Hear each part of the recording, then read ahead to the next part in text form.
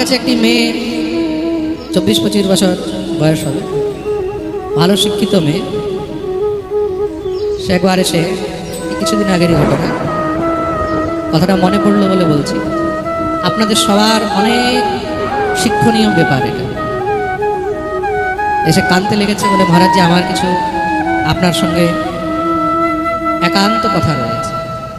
বললাম কি বলো? বাকি সবাই ছিল, আমি সবাইকে বললাম তোমরা বাইরে বসো, কি বলতে চাও? সে বললো মহারাজ জি আমার লেখাপড়া করতে করতে একটা ছেলের সঙ্গে প্রেম হয়ে গেছিল, তা প্রেমের মধ্যে অনেক এগিয়ে গেছি, কিন্তু মহারাজ জি পরে জানতে পারলাম যে সেই ছেলেটা আমার সঙ্গে ধোঁকা করেছে। সেই ছেলেটা জাতিতে মুসলিম, হিন্দু নাম দিয়ে, আজকাল তো বোঝাও যায় না, হিন্দু নাম দিয়ে সে আমার সঙ্গে অনেক বড় ধোঁকা করেছে। এখন আমি কি করব? ঘরের মধ্যেও সব জানাজানি হয়ে গেছে, আমাকে এখন কি করা উচিত? প্রায় 3 বছর হয়ে গেছে আমাদের সম্পর্ক। এখন আমি ভয়ও পাচ্ছি। যখন থেকে আপনার পাঠ শুনেছি তখন থেকে আমি অনেক কিছু শিখেছি, অনেক কিছু জানতে পারলাম। এই ইদানিং আমি জানলাম যে সে মুসলিম। যখন আমি তার ঘরে গেছি, ঘরে গিয়ে যখন অনেক দিন ধরে আমি বলি আমাকে ঘরে নিয়ে যাও, ঘরে নিয়ে যাও, সে ঘরে নিয়ে যায় না। আমি যখন ঘরে গেছি সেখানে গিয়ে সব জানতে পারলাম। এখন বলুন আমাকে কি করা উচিত? আমিও তাকে অনেক ভালোবাসি, সেও আমাকে অনেক ভালোবাসে। এখন কি আমাকে তাকে বিবাহ করা উচিত? আর যদি আমি তাকে বিবাহ করি তাহলে সে তো আর আমাকে এই পাঠ শুনতে দেবে না, সে তো আমাকে আর ভজন করতে দেবে না, গোবিন্দের সেবা করতে দেবে না, ঠাকুর সেবা করতে দেবে না। তোমার বুদ্ধি কি তখন নষ্ট হয়ে গেছিল যখন তুমি প্রেম করেছিলে? বলে মহারাজ জি আমি সত্যি বলছি আপনাকে, আমি জানতাম না যে সে কোন জাতি। এরকম আজকাল প্রায় জায়গায় হচ্ছে।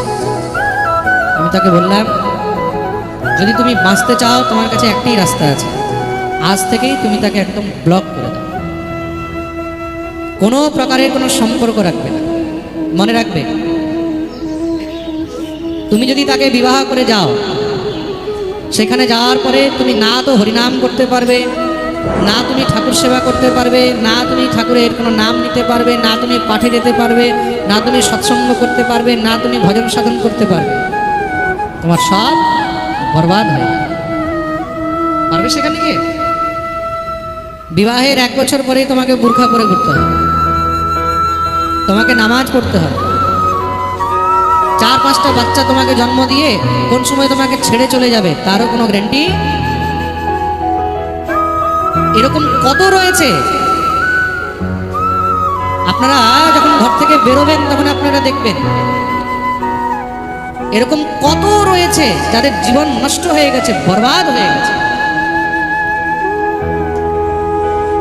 তাকে বোঝালাম অনেকক্ষণ ধরে, সে কথা শুনে একদম সম্পর্ক বন্ধ করেছে। আজ কয়েক মাস হয়েছে, সে বলল মহারাজ জি এখন আমি একদম নিশ্চিন্ত আছি। কিছুদিন ধরে সে অনেক চেষ্টা করেছে, অনেক ধমকি দিয়েছে। আমি যে মেসেজ টেসেজ করেছিলাম ওইগুলোকে স্ক্রিনশট করে রেখেছিল, ফোনের কথাগুলোকে সব রেকর্ডিং করে রেখেছিল, ওইগুলো নিয়ে অনেক ব্ল্যাকমেল করার চেষ্টা করেছে। কিন্তু আপনি যে বলেছেন কোনো মতেও কোনো পাত্তা দেবে না, আমি কোনো পাত্তা দিইনি। আমাকে অনেক ধমকি দিয়েছে, অনেক ব্ল্যাকমেল করার চেষ্টা করেছে, ফেসবুকে দিয়ে দেবো, অমুক জায়গায় দিয়ে দেবো, এই করে দেবো, সেই করে দেবো। আপনাদেরকে কেন বলছি, এখানে যত মেয়েরা বসে রয়েছে যারা লাইভ শুনছে সব সাবধান হন। নিজের মা বাপের মুখে কালি দিও না। যারা তোমাদেরকে জন্ম দিয়েছে, পালন পোষণ করেছে, কিসের প্রেম এসব? প্রেম করার আগে না তোমরা জাত দেখছো, না তোমরা বিচার দেখছো, না তার ঘর দেখছো। 3 বছর ধরে কার সঙ্গে প্রেম করে তুমি তার ঘরে কে থাকে, তার জাত কি তুমি এটা জানো না?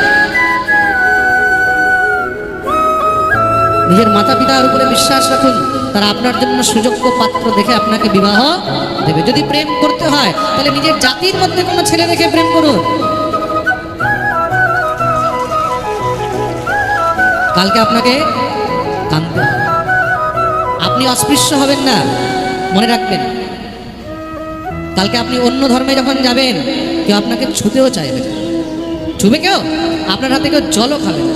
আর বিচার করে দেখবেন, কোনো মেয়ে যখন নিজের ঘর ছেড়ে অন্য ধর্মের কোনো ছেলের সঙ্গে চলে যায়, তার মা বাপকে সমাজের কত কথা শুনতে হয় জানেন?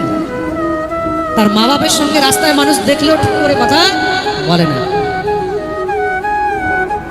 যারা আপনাকে জন্ম দিয়েছে, নিজের রক্তকে জল করে আপনাকে মানুষ করেছে, তাদেরকে কখনো কষ্ট,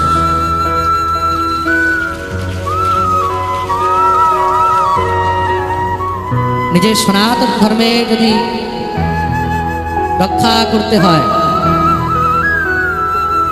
নিজের সম্মানকে যদি রক্ষা করতে হয়, নিজের ঘরে নিজের মাতা পিতার সম্মান যদি রক্ষা করতে হয়, কোনো সময় কোনো ভুল রাস্তা ধরুন।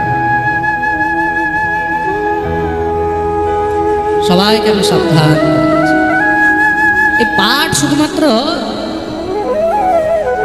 খালি আমি এখানে পাঠ করে কৃষ্ণ কথা বলে চলে গেলাম তা নয়। এই পাঠের মাধ্যমে যদি আমি সমাজকে জাগ্রত না করতে পারলাম, তাহলে আমার পাঠ করাই বৃথা।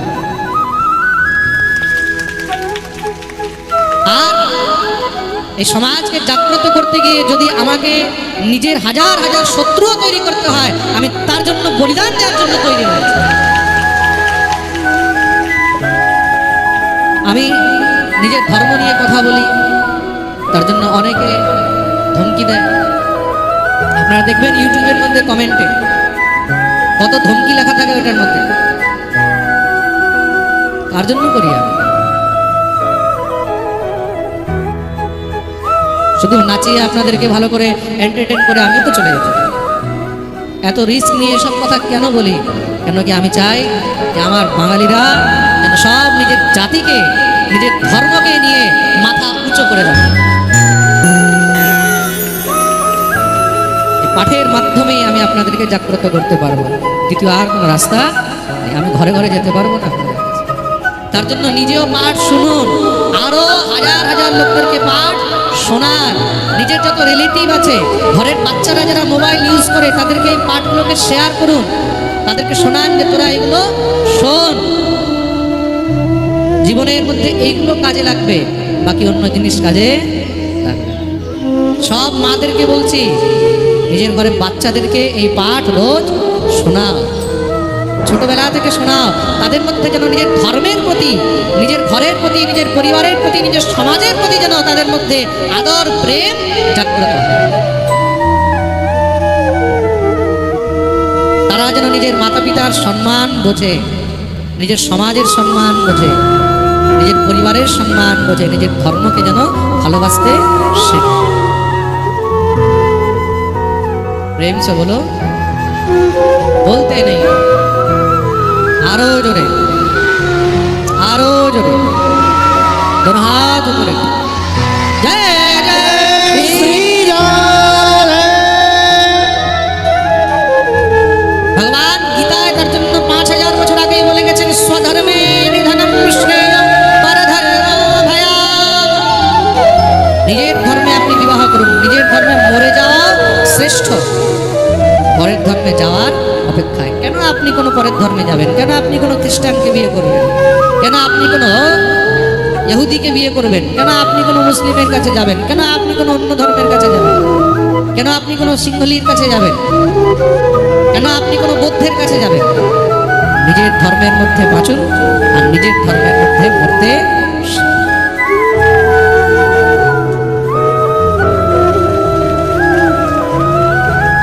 যে ধর্মকে রক্ষা করে, ধর্ম তাকে